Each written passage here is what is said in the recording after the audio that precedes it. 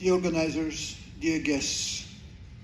It's my honor and my pleasure to be here today and give you my vision of sound signal processing in hearables, where software is the key. And I will be helped by Simon Chung, who is our general manager of Be Here and hearing enhancement technologies in China. Hearing is probably the most important human sense, and we only realize the importance of hearing when we lose it. Helen Keller, the famous woman who was the first deaf-blind person receiving academic degree in 1905, she once said that blindness disconnects us from things, but deafness disconnects us from people. And we believe that hearables can help us to communicate between people and to have a better life. So, but what are hearables? How we define these devices? So first of all, these are wearable electronic devices that provide the full Bluetooth audio connectivity. But that's not enough. They need to do something else, something more to be called hearables. So hearables can definitely enhance our hearing, make it better, and even make it superhuman. Potentially, hearables can allow us to hear frequencies that are beyond a human auditory range, hearing like dogs or dolphins.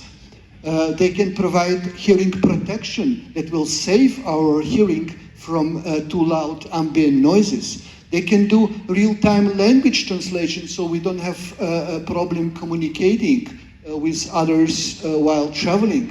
They can do real-time personal assistant services using the same ChatGPT services or similar. They can provide us with location-based information, for example, based on this latest Bluetooth Auracast technology, so we can be calm, and we will know in the airport, we will know that our plane starts boarding. They can provide us with health monitoring and alerts, time alerts that something wrong is happening, and can even help us to correct speech disorders, and we will talk about it. What is common about all these functionalities? They are all about sounds. Hearing communicate with us through sounds, through our auditory system, and that's why they're called hearables. So what are the signal processing tasks that happen in hearables? First, we can divide it on three categories. We have outgoing sounds, which is basically acquisition of user's voice, or also binaural recording. We have incoming signal processing, which is for voice enhancement and streamed audio enhancement. And we have loop type of processing, where ambient sounds are acquired, processed, and played back, reinforced. For example, for hearing aids, for users' own voice processing, or for active noise cancellation. So now let's talk about these categories. And for the outgoing voice acquisition, of course, beamforming today is the must-have technology. It's used in almost all wearable headsets or through wireless earbuds. And beamforming utilizes the time of arrival difference on two or more microphones in hearable on a headset. And by utilizing that, we can produce different polar patterns. It can be fixed beamforming with one specific polar pattern, or it can be adaptive, so it will adapt the beamforming according to the situation. Beamforming is a wonderful technology, but it has two main drawbacks. First, it cannot distinguish between sounds from user's mouth or sounds coming from front direction, because the time of arrival on the microphones will be the same, and it's not very efficient at low frequencies because of the small distance between the microphones. So what can we do? we can use microphones on two sides of the head, and that will greatly improve the performance at low frequencies. You are encouraged to come to our booth and see demonstration of such technology in real time. So it still has the same drawbacks, that it's difficult to distinguish between sounds of users and noises or voice destructor coming in front. So what can we do to improve this? We can add the vibration sensor, or VPU, to our headset or our hearable or true wireless device, and then we will combine the advantages of two signals. We have the vibration signal that picks up vibrations called by user's voice through the bone conduction or cartilage vibration, tissue vibration, and the beamforming. And what we see is that we use the spectrum of bone conducted signal in low frequencies and beamforming in high frequencies, because bone conduction signal is not efficient at high frequency. There is just no bone conduction in that frequencies, and beamforming is the opposite. It's not efficient at low frequencies and very efficient in high frequencies. So of course we need this smart spectral mixer technology, because the division between these spectra is not continuous. It may change depending on the users. It may change depending on the mechanical contact between the sensor and the tissue. So this smart spectral mixer need to analyze the signals, analyze the signal to noise ratio, this boundary between the two, between the best spectra, and then mix the signals together. We still need noise reduction after all this processing, and we can use classical noise reduction, which is sometimes called the spectral subtraction. Basically, the idea is that speech is non-stationary while noise is quasi-stationary, so we do some noise estimation at the beginning of the speech or in the pauses of the speech, and then we subtract the background noise from the signal, thus receiving much cleaner signal.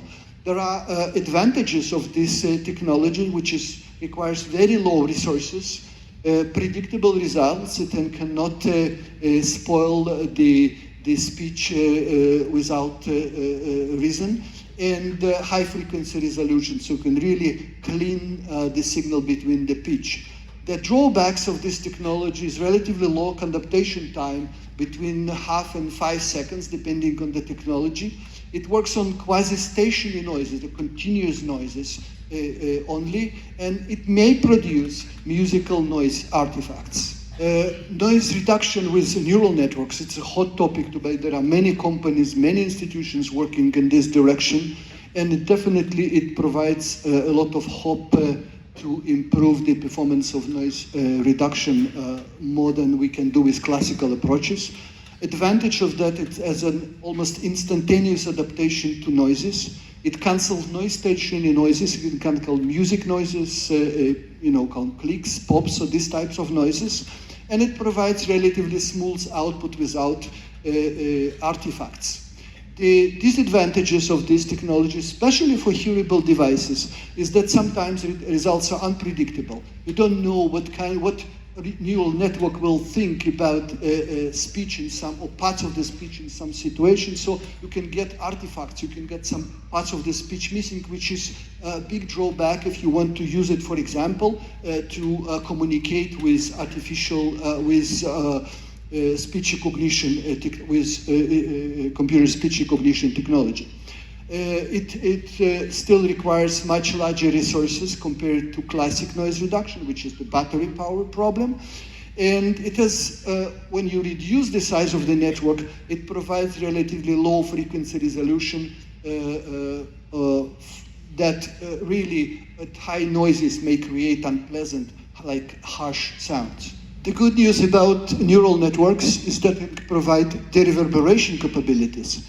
The reverberation is a big problem that for speech and intelligibility, for people with normal hearing, but also for people with hearing impairment. And neural network may be very efficient in that. And I would like to ask to play two sounds here, the original reverberant speech and the speech processed by the Dereverberation network. This is Alango Technology. The quick brown fox jumps over the lazy dog.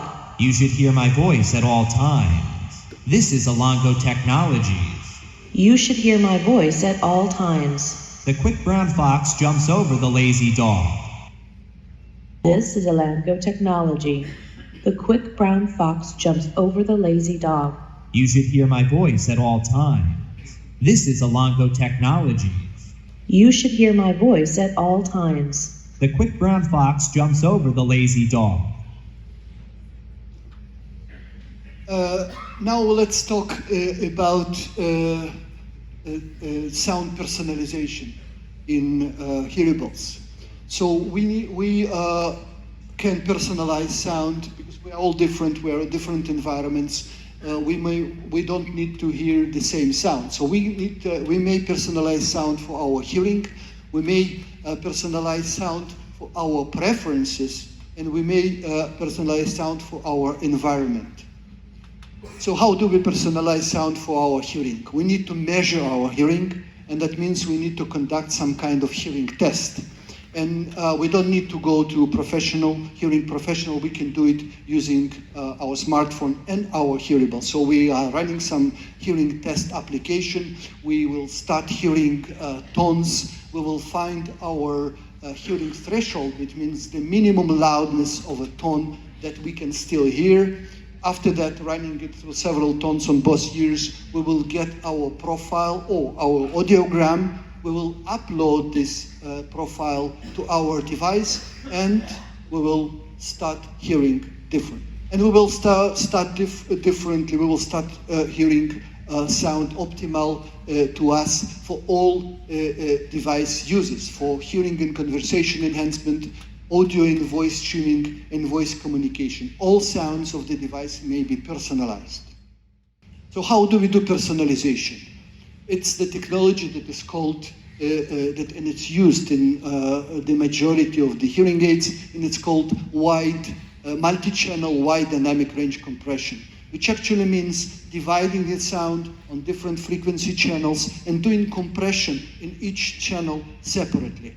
This example gives you the typical compression scheme for a high tone frequency loss, where we can see that high frequencies are of low level are amplified more than low frequencies, and this corresponds to high tone frequency loss. We may optimize sound not only for our personal hearing, we may optimize for our environment. Our environment is not stationary. We may be in a quiet environment, or we may be in a noisy environment, and it can change dynamically. So how can we do this? We actually can measure the noise using the same microphone used in our device for communication or other purposes, and we can modify the sound that we hear according to the ambient noise, not only the loudness of the noise, but also the spectrum of the noise. This is an example. So the case A corresponds to us listening for music in a quiet environment. The noise spectrum is quite low. We hear all the music in full. Now, we let's say go out, and we have the case B, where the music remains the same, but noise it becomes much stronger, and at some frequencies starts masking the audio content. And case C, when we monitor the change in the noise and we do noise-dependent frequency equalization of the audio content, so it remains comfortable to us. We can also do personalization for our preferences. For example, when we speak over a phone and someone speaks too fast to us, we can ask the other person to speak slower, but we can also activate the technology that will slow down the incoming speech to us automatically. So we will hear the other person speaking slower in real time. And again, I would like to ask to play two signals. Hello, this is Robert. Please give me a call back, 972-4858-0743. This is the original. Hello, this is Robert. Please give me a call back, 972-4858-0743. Hello, this is Robert. Please give me a call back, 972-4858-0743. Hello, this is Robert. Please give me a call back, 972-4858-0743. And this is a real-time technology that you can experience also in now the booth. Very nice demo that you will enjoy. This slide explains the personalization for the listening, for the watching for sound when we watch a movie or watch a TV show with some background effects that are uncomfortable to us, too loud.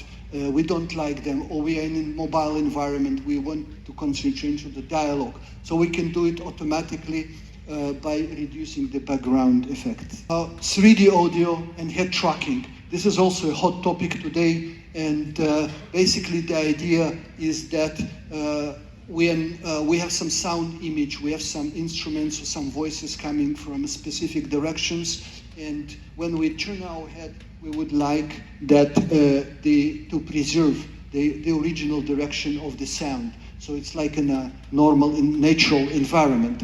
Today, it's done with the accelerator, the accelerometer, and gyro to detect the movement of the head, to compute the corresponding head-related transfer function, and modify the audio accordingly. This is today. In future, I believe, we will also use the speed, direction, and location because having it just based on the head tracking is not enough. Sometimes it's confusing. We need more information to have this technology really widely usable and enjoyable.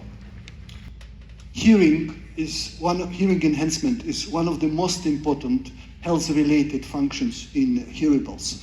So our devices, our hearables, shall integrate all the technologies that are used today in modern hearing aids, which is acoustic beamforming, acoustic feedback cancellation, noise reduction, and hearing personalization that we discussed.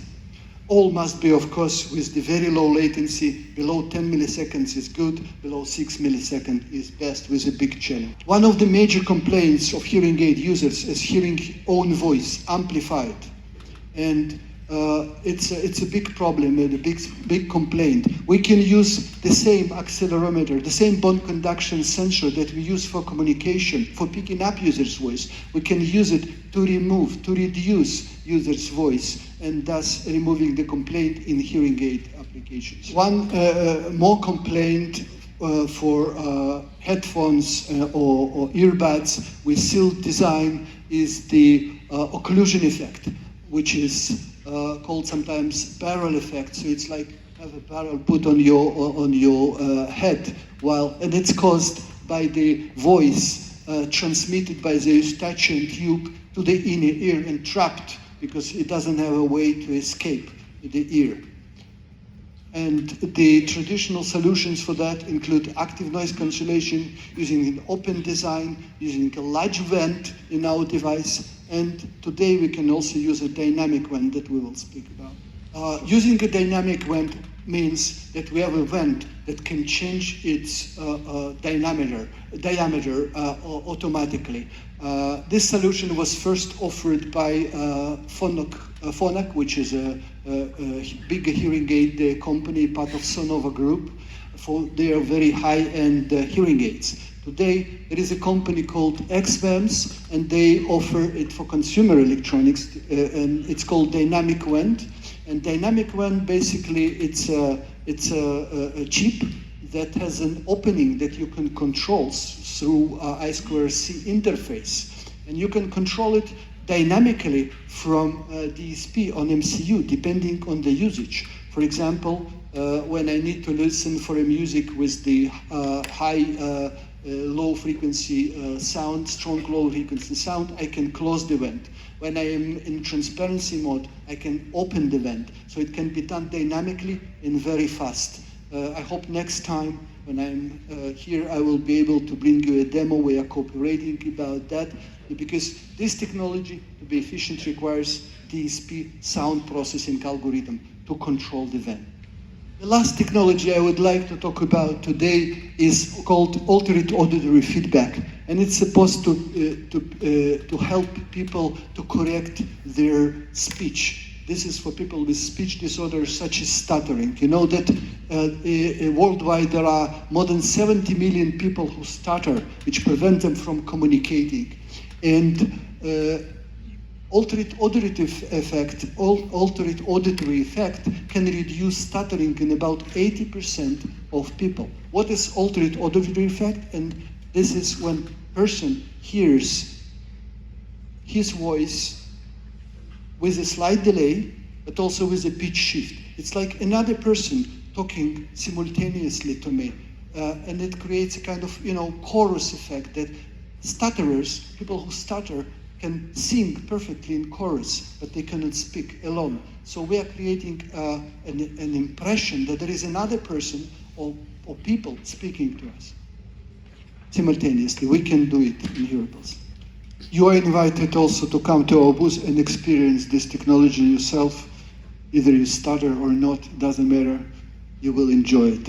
That's all all the technologies that I wanted to talk about today. It's a small part of what can be done in Hearables to improve people's life. So thank you very much. It's a pleasure to be here.